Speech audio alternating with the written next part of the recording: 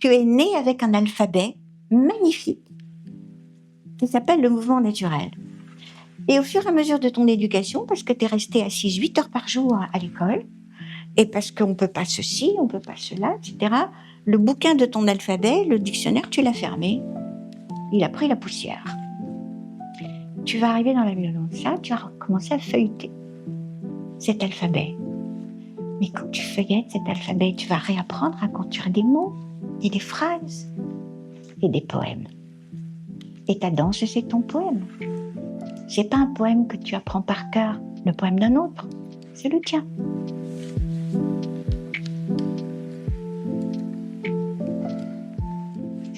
Bonjour à vous, bienvenue sur ce nouvel épisode de l'Écho des étoiles. Aujourd'hui, nous allons parler de biodanza, une pratique internationale, et j'ai la chance d'accueillir Hélène Lévy-Benseft, qui a amené donc la biodanza en France en 1984, donc il y a 40 ans. C'est parti pour découvrir donc cette approche, son parcours et l'école qu'elle a fondée. N'hésitez pas aussi à vous abonner. Encore merci de nous suivre. On adore voir de plus en plus de monde regarder nos vidéos, écouter nos podcasts. Donc n'hésitez pas à partager et à vous abonner pour la suite. On y va pour la biodanza. Alors Hélène, merci beaucoup de nous retrouver pour ce podcast donc de l'Écho des étoiles. Tu es actuellement au hameau. On a réussi à te capter parce que tu voyages beaucoup en ce moment. On m'a dit que c'était au Brésil. Là, le prochain, où est-ce que tu vas aller juste après? Portugal. Donc, on a réussi à t'avoir entre deux stops. Merci pour ce temps pour découvrir du coup la biodanza, ton parcours. Alors, Hélène, toi, je vais rapidement te présenter, ou en tout cas dire le point important, c'est que tu as apporté la biodanza en France en 1984. Plus de 40 ans d'aventure, du coup. Et aujourd'hui, la biodanza, c'est plusieurs écoles, mais notamment ton école que tu as fondée, qui est l'école Biodanza SRT Méditerranée, et qu'on a la chance d'avoir donc au hameau de l'Étoile. Bon, super. Pour commencer, pour ceux qui ne connaissent pas, est-ce que tu pourrais présenter donc qu'est-ce que la biodanza et son origine aussi, peut-être? Bien sûr. On va dire brièvement. Biodanza veut dire danse, bios de la vie. D'accord. Donc c'est une invitation qui nous est faite d'entrer très profondément avec les principes vivants qui nous permettent de devenir intensément vivants et intensément humains à partir de la stimulation par la danse. Cette stimulation par la danse vise un objectif très clair, c'est le réveil du système des instincts. Donc, par la biodanza, notre boussole à nous orienter, c'est le système global des instincts qui eux-mêmes sont le produit de l'évolution de la vie pendant plus de 13 milliards d'années. Et le créateur de la biodanza, Rolando Toro Araneda, qui était chilien, s'est bien rendu compte que une grande partie des pathologies de notre culture et de notre société, c'est de nous être coupés de l'instinct. Nous avons considéré que l'instinct était à bannir, qu'il y avait une autre forme d'intelligence à développer. Lui, c'est développer l'intelligence du vivant, donc l'intelligence de l'instinct. Que ce soit pour assurer la bonne santé, c'est-à-dire le bon fonctionnement de notre organisme, que ce soit pour assurer l'intelligence à nous orienter en fonction de nos affinités, en fonction de ce que la notion de plaisir peut donner pour s'orienter, puisque nous savons que c'est plus facile de s'orienter quand on sait ce qui est bon et ce qui ne l'est pas, pour s'éloigner de ce qui ne l'est pas et se rapprocher de ce qui est bon.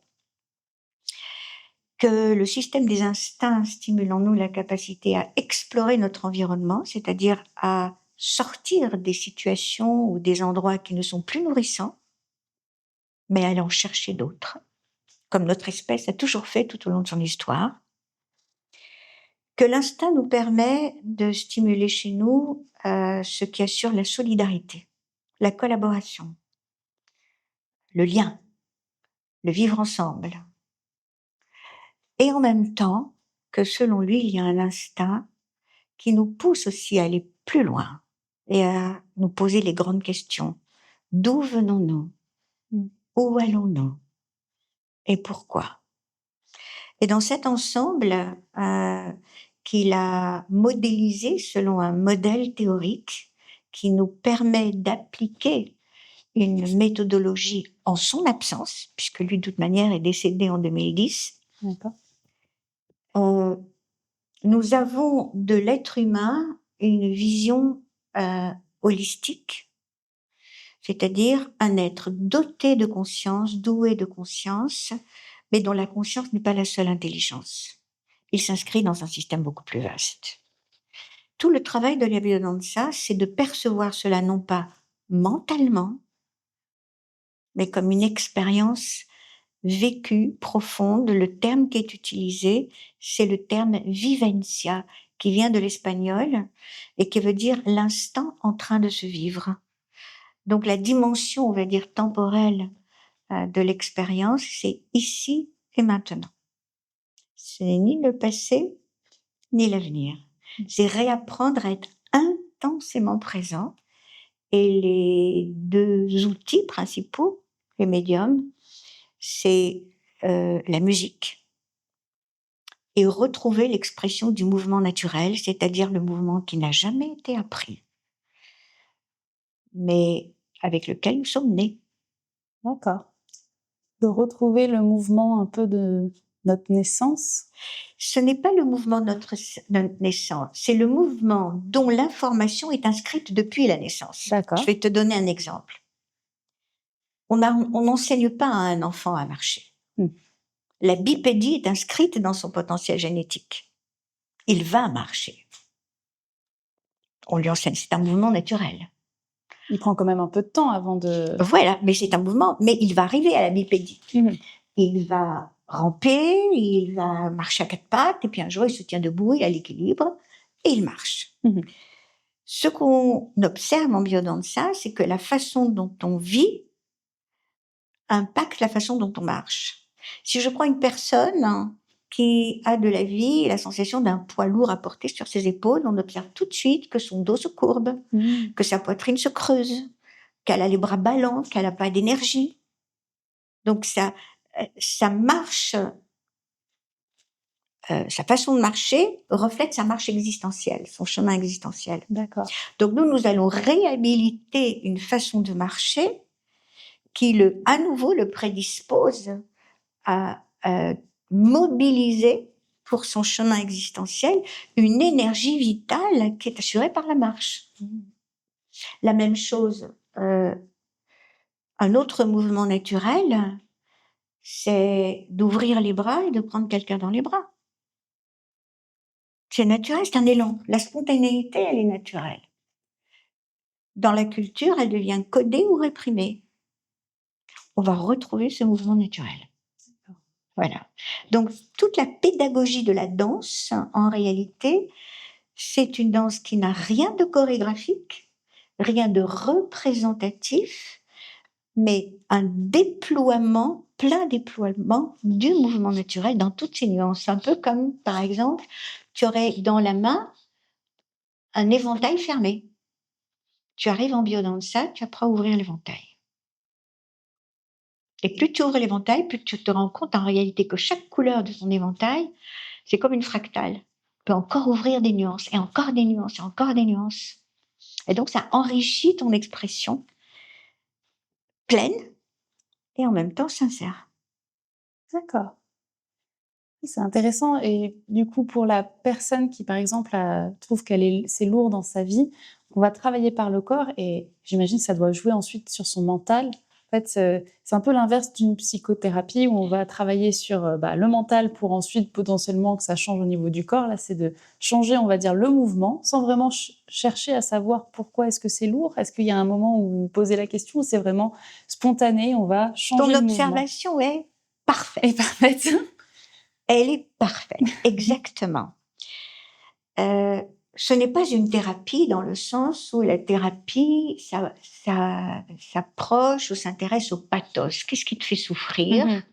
On va essayer de trouver les origines de ta souffrance pour essayer de démonter le mécanisme de ta souffrance. C'est ça. La biodanza, c'est qu'est-ce qui te fait vivre? Comment veux-tu vivre? De quoi as-tu besoin pour sentir que tu peux vivre pleinement? Eh bien, c'est ça qu'on va faciliter chez toi. C'est pour ça que nous disons que nous travaillons sur la part saine des individus, c'est-à-dire leur possibilité ou disposition à vivre, puisqu'ils viennent, ils sont vivants. Donc même s'il y a une toute petite étincelle de vie, mais c'est celle-là qui m'intéresse. Moi, je veux donner davantage de lumière, d'éclat à cette petite étincelle. Et donc, c'est ce qui fait dire à Rolando, avançons avec la lumière pour faire reculer la part d'ombre. C'est ça. Mais après, au début, tu disais aussi que parfois, il faut savoir ce qu'on aime. Des fois, on ne le sait pas forcément. Comment est-ce que ça amène cette expérience de savoir, ah bah, c'est ça que je veux à travers la danse et le corps? Je vais te donner un exemple. La première chose, c'est que donc la biodanza est une approche qui a un effet thérapeutique groupal. Elle n'est jamais individuelle. D'accord. Ça Toujours en n'existe groupe. pas. Toujours en groupe. Ok. Un groupe qui n'est jamais homogène. Donc, il y a tous les âges. Un groupe où les personnes peuvent venir même en chaise roulante. D'accord. Parce qu'on peut très bien danser avec ses yeux, avec son sourire, avec son regard. C'est pas une performance. Bien. Et on t'invite à marcher avec une personne main dans la main. Marcher à deux. Sur le rythme de la musique. Tu vas très rapidement te rendre compte qu'il y a des personnes avec qui tu as du plaisir à marcher et d'autres avec lesquelles tu as l'impression que ça colle pas. Et il n'y a pas de jugement. Mais tu vas apprendre.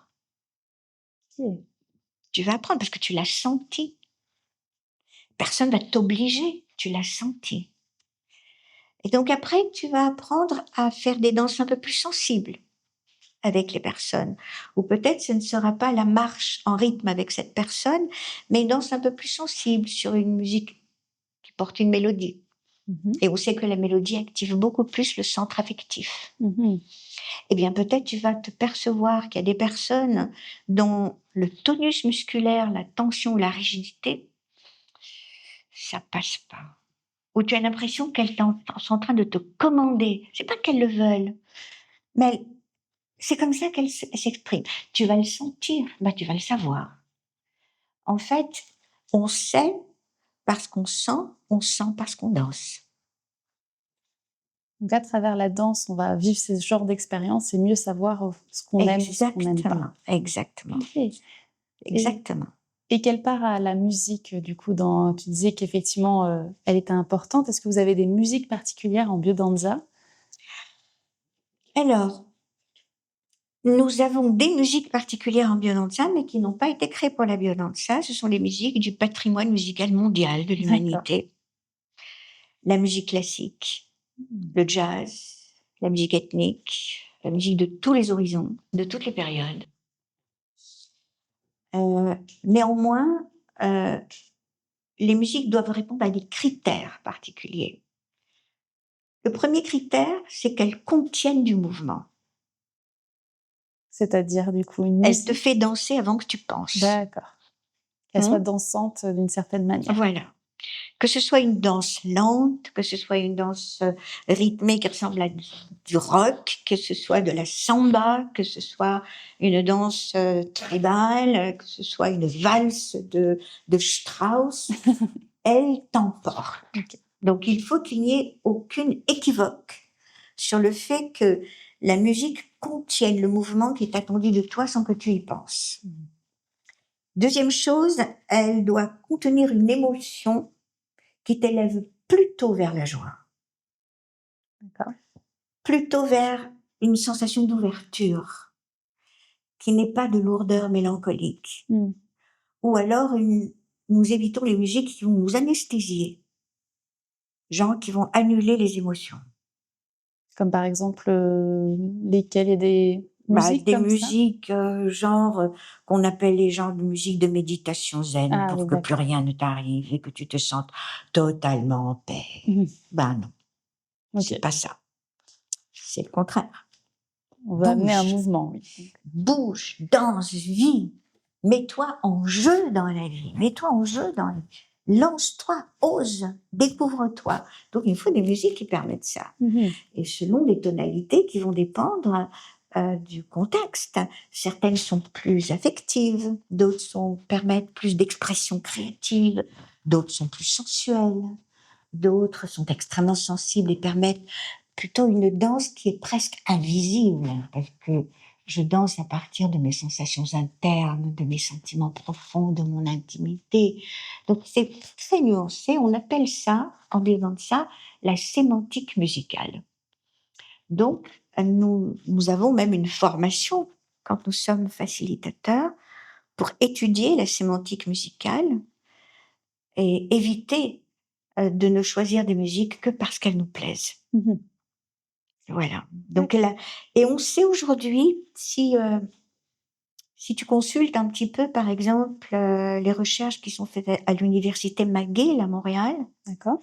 avec 2 grands chercheurs, Isabelle Peretz et Hervé Platel, et aussi un grand musicologue, Oliver Sacks, on sait aujourd'hui que la musique est l'expérience humaine la plus susceptible d'allumer le plus grand nombre de zones cérébrales en même temps. Mmh. C'est un feu d'artifice neuronal. Dans le cerveau, du coup, ça active un peu tout. Active. C'est l'expérience la plus totale que l'on puisse faire, c'est l'expérience musicale. D'accord. Ce qui aussi correspond à ce que certains philosophes disaient déjà depuis Pythagore, Mmh. quand il parlait de la musique des sphères, que l'univers est vibratoire. Mmh. Et donc la musique est l'outil majeur de la biodanza. D'accord. Et pour une séance de biodanza, est-ce que justement vous changez, j'imagine, les sémantiques, enfin les ambiances dans 1 heure, enfin comment ça se passe? Déjà le temps, est-ce que c'est 1 heure de cours de biodanza, 1h30, 2 heures? Alors ça varie entre 1h30 et 2 heures, D'accord. et ça suit ce qu'on appelle une courbe physiologique, parce que toutes les propositions que l'on fait en biodanza ne doivent jamais se faire au détriment des fonctions organiques et d'une bonne réponse physiologique. D'accord. Harmonie physiologique. Donc il n'y a pas de catharsis, il n'y a pas de... Il faut que ça suive, c'est-à-dire notre corps est extrêmement intelligent. Mmh. Donc on va suivre cette courbe physiologique. Donc on commence une séance, on accueille les personnes comme elles arrivent, l'énergie qu'elles ont quand elles arrivent. Et puis avec des musiques, progressivement, on active pour stimuler l'impulsion vitale, l'expression, donc des musiques de plus en plus actives, mais sans les épuiser. Et donc on va activer ce système qu'on appelle le système sympathique adrénergique, D'accord. qui prédispose à l'effort, à l'action, à l'impulsion, à l'élan, à aller vers le monde. Voilà. Quand on arrive à un moment, à un pic d'expression, il faut qu'on prenne le temps parce que le système parasympathique du repos prend plus de temps à s'activer. Et toute cette phase-là se fait par des mouvements qui vont devenir un peu plus lents, un peu plus doux, qui vont permettre aux personnes des moments où elles vont fermer les yeux. Et là viennent des musiques encore plus douces qui permettent d'activer donc le système parasympathique responsable pour les activités ou les actions, les fonctions de renouvellement cellulaire, de réparation organique. Donc là, ça s'adoucit, ça s'adoucit. C'est le moment, on va dire, de repos. Mais c'est pas un repos statique. C'est un D'accord. repos en danse, toujours. Et puis la fin de la séance, on active progressivement pour que la personne, elle reparte régénérée, Mmh. qu'elle puisse conduire sa voiture, Oui, rentrer chez elle. qu'elles ne soient pas Hein, toutes, fatiguées, enfin, exactement, toutes relâchées. exactement. mais toujours dans quelque chose qui active et qui donne une sensation d'ouverture, de joie, d'ouverture au monde. Et ça se pratique, la meilleure pratique de la biodanza, c'est en groupe hebdomadaire, 1 fois par semaine. Et est-ce qu'il y a un moment d'échange sur ce qui a été vécu, sur comment dire, l'objectif d'une séance? Est-ce qu'il y a quelque chose qui est posé au début d'une séance ou est-ce que c'est... Toujours au début. D'accord. OK? Donc au début d'une séance, le facilitateur du groupe fait un cercle, les personnes sont assises, on souhaite la bienvenue et il y a un moment qu'on appelle un moment de partage viventiel, D'accord. où les personnes vont partager ce qu'il leur reste ou ce qu'elles ont recueilli de la séance antérieure, précédente, pour qu'il y ait toujours cet intervalle d'1 semaine. Parce que si on parle après la séance, ce n'est que de l'élaboration mentale. Le corps n'a pas eu le temps d'élaborer. Oui. De s'imprégner de ce qui s'est passé. Exactement, et on repart dans les élaborations mentales, les explications, les pourquoi, les comment, parce que c'était papa, c'était maman, c'était la famille, c'était les autres. Laisse ton corps te renseigner. Donc ça prend 1 semaine, et aussi parce que c'est souvent en dehors de la séance, dans le quotidien, que les personnes se rendent compte de leur changement. Comment elles sont avec leurs parents, avec leurs enfants, avec leurs collègues, avec l'inconnu dans la rue, avec l'autre être humain. C'est là que se fait le changement. Et donc, elles vont témoigner de ça la semaine d'après. Une fois que ce moment est clôturé, qui dure à peu près un quart d'heure, 20 minutes, le facilitateur va introduire l'objectif de la séance. D'accord. Et à partir de là, on suspend la parole, c'est fini. Il n'y a que lui qui parle pour donner les indications des exercices, mais les mots ne passent plus par la bouche, ils passent par la danse, par le corps. Et au niveau des exercices, quel type d'exercice ça peut être? Tu disais, oui, par exemple, tenir la main de quelqu'un, expérimenter ça, danser, enfin, je sais pas, quel type d'exercice ça peut être autre? Il y a dans la relation Alors, il y a individuelle? des exercices qui sont les relations de groupe. D'accord. Ne serait-ce que, par exemple, commencer la séance, elle commence par une ronde. OK. Donc, on se donne les mains. Et on se donne les mains et on se regarde. Et puis, la musique arrive et disons que c'est une samba. Eh bien, on va stimuler à ce moment-là la capacité d'être en rythme ensemble. C'est pas mon rythme et ton rythme, c'est le rythme de la musique et ensemble, cadencer ensemble. Donc, c'est aussi un apprentissage de coordination, d'adaptation. Après, on va t'inviter à marcher individuellement en rythme avec la musique. Tu vas intégrer le rythme. Mais comme il y a des rythmes différents, des musiques qui peuvent être sur du Dixieland ou sur des... Donc, à chaque fois, tu vas développer ce qu'on appelle l'intégration audio-motrice. Ce que tu entends et ce que tu fais. Hein? Comment tu réagis aux stimulations musicales auditives. Et il va y avoir cette même intégration, mais si elle rajoute l'autre, se tenir par la main, ça devient de l'intégration affectivo-motrice. J'intègre comment l'autre m'affecte quand je marche en lui tenant la main. J'apprends à me coordonner avec une autre personne. Je développe mon intelligence affective. Après, il peut y avoir des danses où c'est pas seulement se tenir la main côte à côte, mais face à face. Alors, j'apprends aussi à me coordonner quand je suis tellement émue quand tu me regardes. Et que j'accepte cette émotion, que j'accepte qu'elle se voit sur mon visage, et on continue à danser et à s'ajuster. On devient encore plus intelligent. Il y a des danses où je vais t'inviter à percevoir, par exemple, l'importance de ton équilibre sur tes jambes.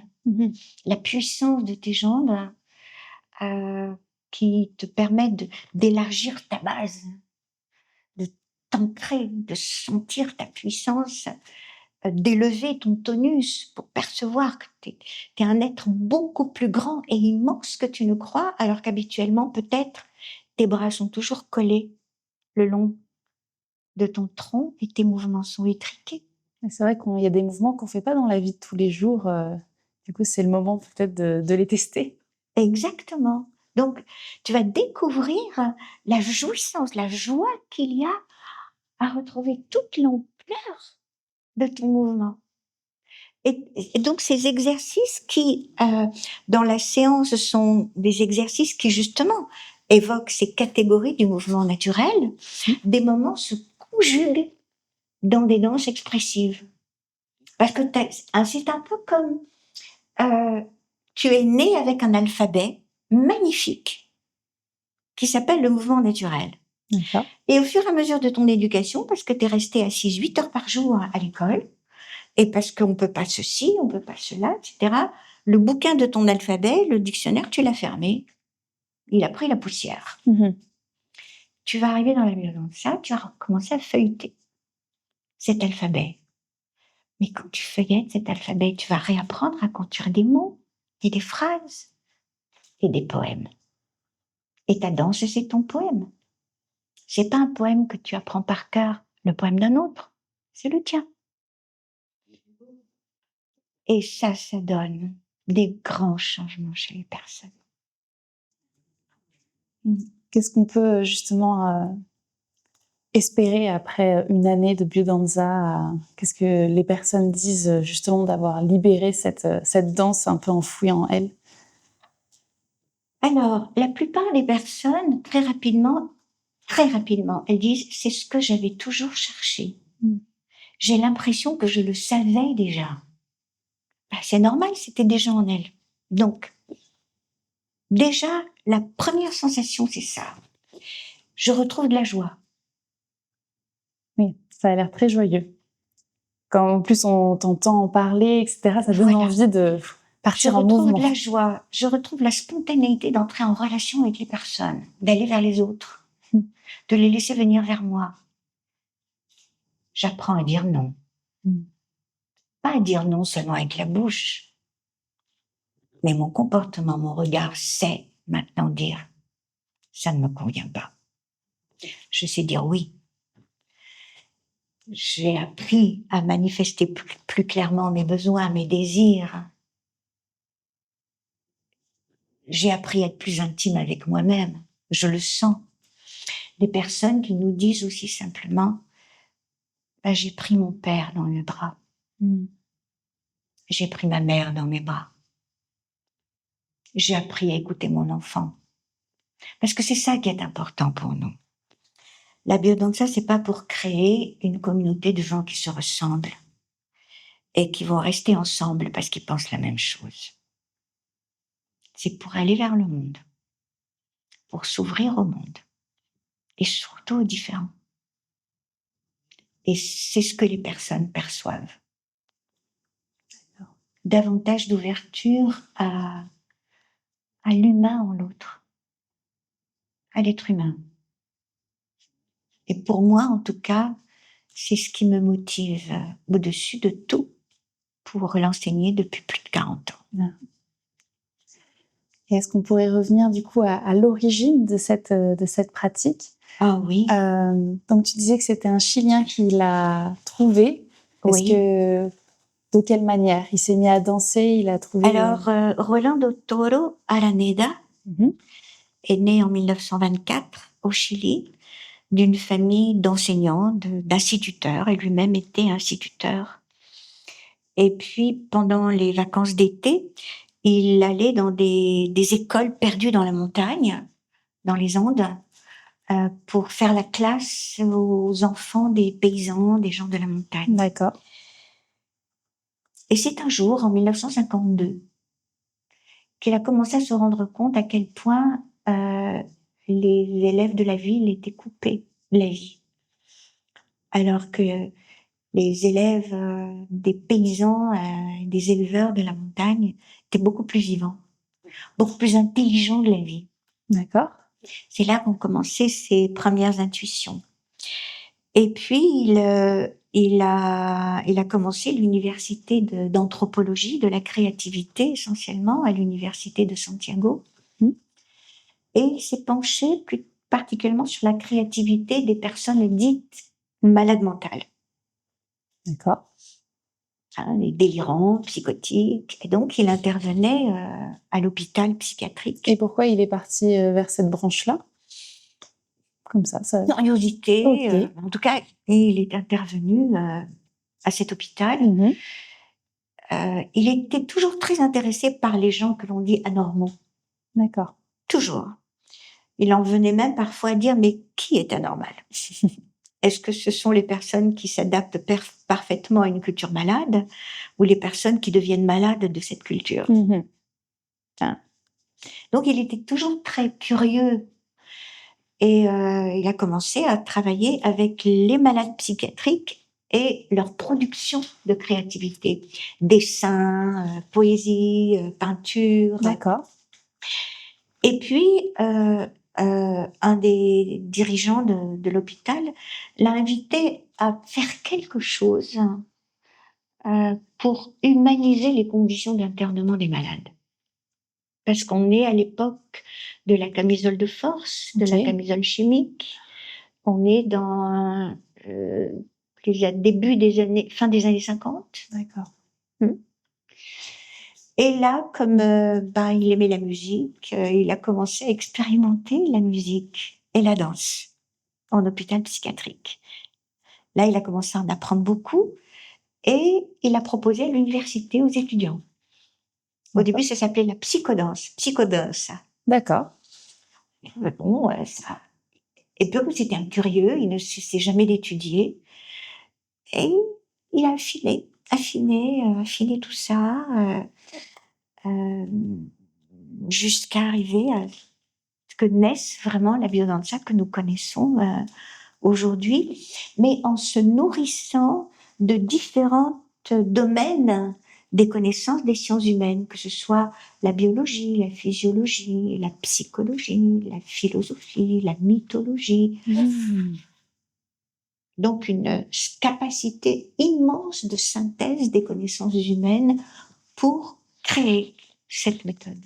D'accord. Et donc, la biodanza existe depuis les années 60. Wow. Voilà, elle est dans le monde entier. Et moi, je l'ai introduite en 84. Alors, comment tu l'as découverte, toi, la biodanza? Je l'ai découverte au Brésil. Je vivais au Brésil à l'époque, D'accord. dans une ville où il y avait une facilitatrice de biodanza. Ok. Et bon, un peu comme tout le monde, tu sais, quand tu découvres quelque chose, c'est un ami, une amie qui te dit « Oh tiens, j'ai découvert ce truc, tu devrais essayer, viens, c'est génial, je suis sûre que tu vas aimer. » C'est comme un ange qui te met sur le chemin, oui. Tu vois, qui te prend la main. Elle ne savait pas si bien dire, là. Voilà, qui te dit « Oh, ça c'est ça pour toi. » Voilà, c'était pareil pour moi, c'est une amie qui m'a amenée au cours de biodanza. La première fois, j'étais pas très convaincue. J'étais, mais c'est quoi cette bande de hippies qui se prend dans les bras, qui fait la ronde? Pour moi, la ronde, c'était la cour de l'école, l'école primaire. C'est quoi ce truc? Et il y a un moment où on m'a proposé une danse au ralenti. On m'a invité à fermer les yeux et à tourner lentement la tête dans un sens. Je me rappelle que la musique, c'était Because des Beatles. D'accord. Et alors là, j'ai senti un bien-être qui fait que quand j'ai ouvert les yeux et que mon regard s'est posé sur les personnes qui étaient avec moi dans le groupe, je les ai pas aperçues de la même manière. Comme ça, un peu comme si mon regard avait perdu le jugement. Voilà. Et là, j'ai dit, bon, ok, c'est bon. C'est bon. Et donc, je suis restée dans ce cours. Et après, j'ai suivi un petit peu comme les autres la formation. Et quand je suis revenue du Brésil en France, j'ai ramené la biodanza dans mes bagages. Ah. Et donc là, ça fait 40 ans du coup qu'elle existe en France. C'est ça. Tu as tout de suite ouvert l'école non, Méditerranée? Non, parce que l'école, c'est une grande responsabilité. Et pour faire l'école, il faut une autre formation pour pouvoir être directeur d'école. On a la formation pour devenir facilitateur, pour ouvrir des groupes. Et puis, au bout d'un certain temps de pratique, d'expérience, on fait une formation complémentaire pour former des facilitateurs.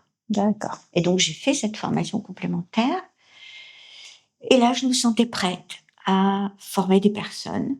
Et donc, j'ai ouvert cette école, mais on n'ouvre pas une école comme ça. Il y a un organisme mondial quand même qui fédère un petit peu ce mouvement de la biodanza. D'accord. Qui s'appelle International Biodanza Federation. Et donc, c'est cet organisme qui donne les autorisations d'ouvrir les écoles aux personnes qui sont formées de façon adéquate, puisque ce sont elles qui délivrent les diplômes. Et donc, j'ai ouvert l'école en 98. Et tu sais combien d'écoles il y a dans le monde et dans quel pays on peut trouver? Exactement, je ne saurais pas te dire, mais on n'est pas loin de 500 écoles, sinon plus.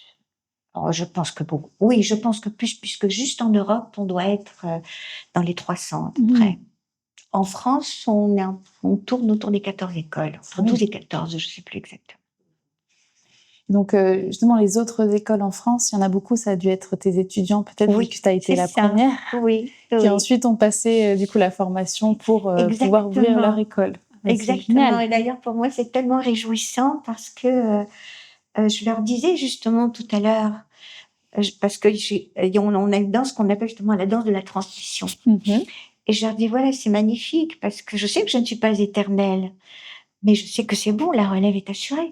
Ça va continuer. Ah, c'est chouette, ça. C'est magnifique. Et c'est la gratitude que nous avons envers Rolando. Il ne s'est jamais considéré comme un gourou. Et il n'a jamais accepté qu'on l'appelle maître. Il a dit, la meilleure gratitude que vous pouvez avoir à mon égard, c'est de transmettre. Pour que quand je ne serai plus là, vous ne serez plus là, ça continue. C'est beau. Et c'est ça qui est magnifique. C'est très généreux, en fait. Et est-ce que du coup, il y a toujours des recherches qui sont faites en biodanza où chaque animateur peut-être amène leur patte, ou est-ce que c'est plutôt assez... Oui, alors là aussi, c'est quelque chose qui est assez complexe. C'est que chaque facilitateur, quand il arrive déjà à on va dire une certaine expérience, au départ, il y a une grande humilité. C'est-à-dire, avant de te céder à la tentation de la nouveauté et d'amener ta patte, est-ce que tu peux au moins servir ce qui a déjà été conçu pour que toi, tu fasses ton processus? Déjà, donc applique ce qui est déjà là. Quand tu as une certaine expérience et tu vas créer une nouvelle danse ou quelque chose de particulier, tu le présentes à un groupe de tes pairs. D'accord. Qui vont analyser avec toi. Qu'est-ce que ça amène de plus qu'il n'y a pas encore? D'accord. Argumente. C'est pas seulement cède à ton envie de nouveauté. Qu'est-ce que ça amène de plus? Si tu prends par exemple, on va prendre le yoga. Ça fait combien d'années que ça existe? Des milliers d'années peut-être. 1000 ans? Et peu de nouvelles asanas qui ont été créées. Qu'est-ce que font les maîtres en yoga? Ils rappliquent la même chose. Mais étant donné que tu apprends à être ici et maintenant, toi, tu n'es pas le même. Tu n'es pas la même dans la même danse, dans la même expérience. Donc, s'il y a vraiment quelque chose d'intéressant à apporter, à contribuer, on va en parler avec les pairs et puis on va l'expérimenter.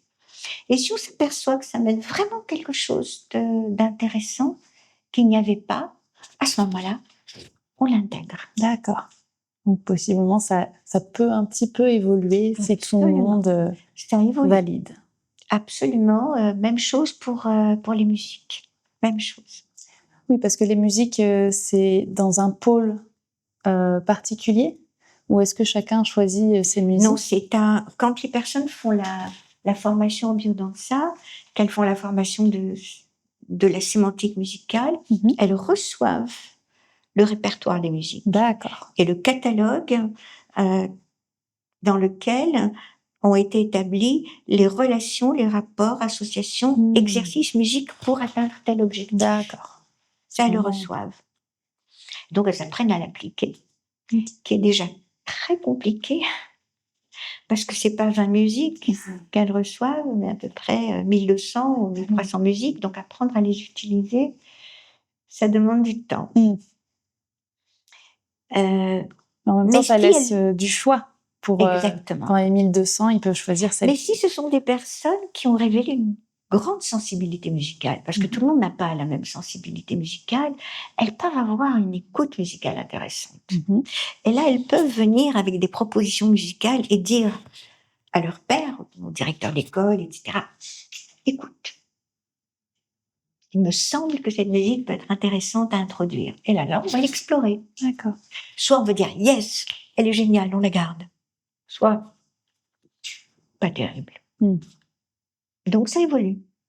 Mais ça n'évolue pas en fonction de mode, ni de culture. D'accord. Par exemple, on ne devait pas mettre de la musique arabe dans un pays arabe ou de la musique espagnole dans un pays espagnol. Non. On met la musique qui correspond à la danse que l'on attend. Donc le répertoire est métaculturel. Mais après, peut-être que dans les 1200 musiques, il y en a qui sont espagnoles, d'autres arabes. Ah, exactement. Okay. Alors c'est très sympa parce que dans les pays où on a des musiques en espagnol, tout le monde se met à chanter. Et donc en France, on a quelques musiques en français qui permettent aux personnes aussi de chanter ensemble pendant qu'elles dansent. Beaucoup de musique instrumentale, beaucoup de classiques. Beaucoup de classiques, Mozart, Beethoven, Strauss, Stravinsky, Borodine, Vivaldi, qui sont des trésors à danser et surtout à s'émouvoir, mais aussi de la samba, du jazz, du blues. On voyage en fait complètement, que ce soit au niveau des époques ou au niveau des pays. Exactement. Ah, super. Exactement. Beau partage. Et quel projet tu as pour la suite de cette école, ou même de la biodanza en général? Qu'est-ce que tu espères du coup sur Bien, oh là là, mon Dieu, comme je suis animée par une grande utopie. Ah, allons-y. Un grand rêve. Que la biodanza puisse entrer à l'université, à l'école, dans le système social, qu'elle soit reconnue comme contribuant au bien-être au travail. Et on travaille à ça. Il y a un pôle recherche dans la biodanza? Il y a un pôle recherche, absolument. Un pôle recherche essentiellement, alors le grand pôle recherche se trouve à l'université de Leipzig, à l'université de Santiago du Chili, ça c'est les grands pôles recherche, et des applications plutôt dans le domaine social. Alors les grands domaines sociaux, c'est plutôt l'Amérique latine. Ok. Voilà. Au Brésil, par exemple, c'est intégré dans ce qui s'appelle les thérapies intégratives et c'est remboursé par la sécurité sociale. Ah oui. C'est prescrit. C'est génial, ça. Voilà. Donc, en France, comment ça pourrait... Enfin, quelle étape il faudrait... On essaye. On essaye. Mais c'est beaucoup plus fermé. C'est plus fermé qu'en Italie, par exemple. D'accord. Plus fermé qu'en Espagne. En Espagne, il y a des groupes qui travaillent dans l'inclusion des migrants, dans la réhabilitation de la citoyenneté, de la dignité citoyenne, etc. C'est beaucoup plus facile. Au Portugal aussi. Et du coup, dans ces centres-là, ils font de la biodanza? C'est ça. D'accord. C'est ça. Et ça montre que, je sais pas, ils s'intègrent mieux? Nous, on a une petite ouverture en ce moment. C'est à la fac de Nice, à la fac des sports. On a une facilitatrice qui est prof de sport. D'accord. Et ça fait 1 an qu'elle a 2 groupes à la fac avec les étudiants. Et qu'elle enseigne un peu la biodanza à l'école. Voilà, non, elle leur donne de la pratique, D'accord. des cours. Elle peut pas leur enseigner pour devenir facilitateur. Oui. Mais ils découvrent ce que c'est. Ils découvrent ce que c'est et ils peuvent témoigner de ce que ça génère de collaboration entre eux, alors qu'on sait qu'à la fac, il y a beaucoup de compétition. Ils sont plutôt retrouvent la solidarité, l'entraide. Génial. Et elle travaille en ce moment. Elle a aussi un groupe de femmes à l'université. Et donc, elle travaille avec aussi bien des femmes voilées que des femmes pas voilées du tout. D'accord. Donc, il y a des noyaux qui sont extrêmement intéressants, qui me permet aussi de préciser quelque chose que je n'ai pas encore dit. La biodanza n'est pas du développement personnel. Elle se définit comme de l'épanouissement humain. Ce qui nous intéresse, c'est de développer les qualités pour un meilleur être humain. Et pas simplement une personne. D'accord. C'est vraiment les relations humaines qui nous intéressent. Et pour ceux qui souhaitent découvrir la biodanza, qu'est-ce qu'on peut leur proposer parce qu'il y a la formation, mais j'imagine que c'est... Alors, nous avons poussé. dans notre région, la région PACA, nous avons créé une association qui s'appelle Association Biodanza PACA. D'accord. APB PACA. Et sur le site internet de l'APB PACA, il y a tous les facilitateurs de la région et tous les groupes de la région. Tous les groupes hebdomadaires. Okay. Il y a les stages qui sont proposés de façon ponctuelle, comme d'une journée ou d'un week-end. Donc, il y a ce qu'on appelle les séances découvertes, les séances portes ouvertes. Comme ça arrive ici au Hameau de l'Étoile. Ça fait quelques années où Nathalie, Catherine sont venues pour proposer un moment de découverte. Donc, ce sont des occasions où les personnes peuvent découvrir. Et si leur cœur s'enchante, eh ben, elles continuent à venir danser dans un groupe régulier. Oui, super. Donc, pour commencer d'aller voir un stage, il y a au Hameau de l'Étoile, ne pas hésiter de regarder le site, mais aussi, j'imagine, il y a un site internet peut-être de biodanza où on peut retrouver tous les stages. Absolument. Des différentes écoles, ou il faut aller dans chaque école pour voir les stages? Alors, non, l'APB PACA, c'est pas les écoles, c'est seulement les groupes de pratique, pas de formation. Pour l'école, il y a le site de l'école Biodanza SRT Méditerranée, mais il y a un site internet de la Fédération française des pratiquants de biodanza, où là on trouve toutes les activités sur toute la France. Et puis après, chercher une facilitatrice ou facilitateur dans sa ville pour pouvoir... C'est ça, et bien là on va trouver. Okay. Là, on a toutes les informations, aussi bien le site de la fédération, le site de l'APB PACA, et puis bon, actuellement, tape biodanza sur Internet. On trouve un peu partout. Il y a beaucoup de pages qui s'ouvrent. Il y a beaucoup de facilitateurs en France. Tu pourrais dire à peu près un nombre de... ouais, doit être aux alentours du millier. Ah oui. Donc, normalement, dans votre ville, vous devriez peut-être trouver... En tout cas, les grandes villes de sûr. Oui. Même petit village, parfois. Même petit village. Il y en a quelques-unes qui sont ici avec nous, qui sont de la Drôme, et qui en donnent dans des tout petits patelins. Et toi, si un jour on veut te voir dans un cours de biodanza, comment on peut faire? C'est plutôt des stages de formateurs, c'est ça? Donc, c'est pour ceux qui souhaitent devenir formateurs, ils peuvent te retrouver du coup dans ce cas-là. C'est ça. C'est très rare maintenant que je donne des stages que d'autres peuvent donner. Donc, moi, c'est plutôt de la formation. D'accord. Ah oui, en plus, comme on disait, tu voyages pour du coup faire ces stages un peu partout. C'est ça.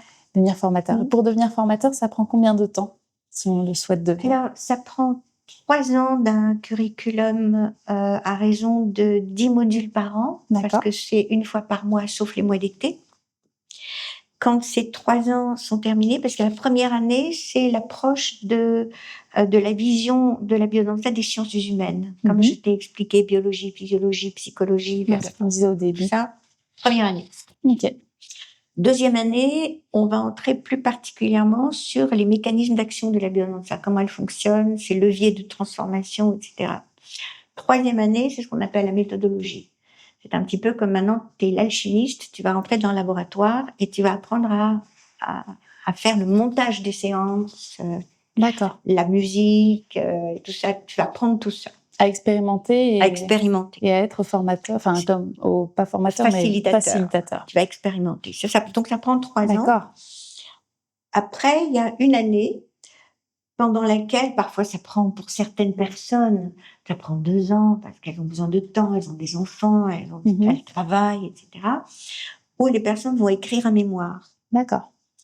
Et en même temps, elles vont être autorisées, si on s'aperçoit que c'est bon, elles ont fait un bon processus, leur mouvement est bon, leur perception de la musique est bonne, leur qualité relationnelle est bonne, elles sont autorisées à ouvrir un groupe dans lequel elles vont être supervisées pour les accompagner dans leur processus de la facilitation. D'accord. Et elles ont un certain nombre de supervisions.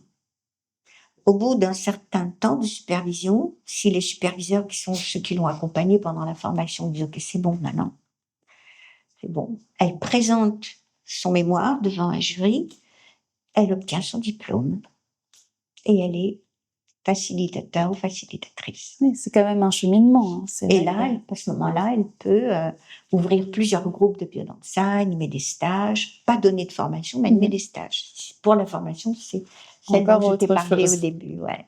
Ok. Et plus tard. Qu'est-ce qui actuellement te met en joie? Pour être sincère, le monde comme il va me donne beaucoup d'insomnie. Ce qui me met en joie, c'est de voir qu'il y a des personnes qui ne baissent pas les bras. Des personnes qui ne perdent pas la foi en l'être humain. Qui sont capables d'une vision sur le long terme et qui ne se laissent pas arrêter par les guerres, par la violence, par tout ce qui se passe en ce moment. Et donc, moi, ce qui me met en joie, c'est quand je m'aperçois qu'il y a personne qui ne fuit pas la réalité et qui ont du courage. Ça me met en joie. Merci beaucoup, Hélène, pour ce moment. Et n'hésitez pas à aller voir sur les sites internet si la biodanza vous intéresse pour découvrir du coup cette approche. J'espère que vous avez pu en savoir davantage, découvrir aussi ta vie, ton parcours. Merci beaucoup pour ce moment. Merci beaucoup pour ce moment. Merci. Merci à vous de nous avoir écoutés. N'hésitez pas à vous abonner, nous suivre pour les prochaines vidéos. Merci d'être restés jusqu'au bout et on vous souhaite une très belle journée ou soirée si vous nous écoutez le soir. Au revoir.